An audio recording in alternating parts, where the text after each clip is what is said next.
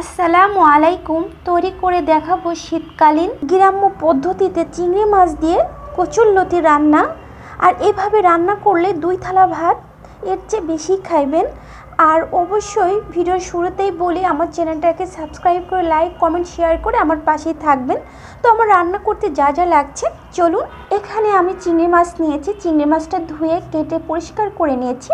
আর এদিকে ফ্রাই প্যানে রান্নার রেগুলার তেল দিয়ে আমি এই চিংড়ি মাছগুলা দিয়ে দিব। ফ্রাই প্যানে দিয়ে স্বাদ মতো লবণ এবং সামান্য হলুদ, শুকনো মরিচের গুঁড়া দিয়ে আমি নেড়ে চেড়ে এখন মাছটা ভাজা ভাজা হয়ে গেছে। এখন আমি তুলে নিচ্ছি ফ্রাই প্যান থেকে। এভাবে মাছগুলা সব তুলে নিয়ে আমি একই তেলের মধ্যে পেঁয়াজ কুচি দিয়ে দেব। পেঁয়াজ কুচিটা আমি একটু বেশি পরিমাণে নিয়েছি, আপনারা কমিয়ে বা বাড়িয়েও দিতে পারেন।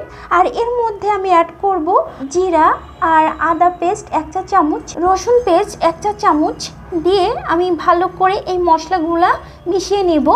এভাবে যখন মশলাটা একটু ভাজা ভাজা হবে তখন এর মধ্যে স্বাদ মতো লবণ দেব এবং শুকনো মরিচের গুঁড়া 1 চা চামচ, হাফ চা চামচ হলুদের গুঁড়া এবং হাফ চা চামচ ধনিয়া গুঁড়া দিয়ে আমি ভালো করে মশলাটা কষিয়ে নিচ্ছি। যাতে মশলাটা না পুড়ে যায় এর জন্য সামান্য পানি দিয়ে আমি একটু নেড়ে চেড়ে নিয়ে যখন তেলটা এরকম উপরে ভেসে উঠবে তখন আমি পরিষ্কার করে ধুয়ে রাখা এই কচুরলতি এর মধ্যে দিয়ে দেব, এই মশলার মধ্যে। এখন দিয়ে আমি ভালো করে নেড়ে চেড়ে নিব আর সামান্য পানি অ্যাড করে দিয়ে আবারও ভালো করে নেড়ে আমি ঢাকনাটা দিয়ে ঢেকে রেখে দেব সিদ্ধ হওয়া পর্যন্ত, এই 5-7 মিনিট মতো।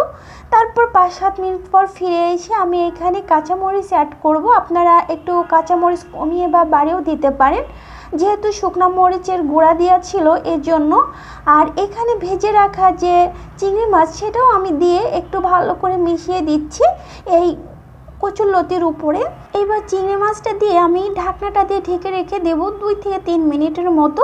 তারপর 2-3 মিনিট পর ফিরে এসে আমি দেখাচ্ছি যে একটি প্লেটে সার্ভ করে যে কতটা সুন্দর হয়েছে। যেহেতু গরম গরম এখন পরিবেশনের পালা, আর গরম ভাত দিয়ে খেতে কিন্তু খুবই মজা লাগে চিংড়ি মাছ দিয়ে কচুরলতি রান্না।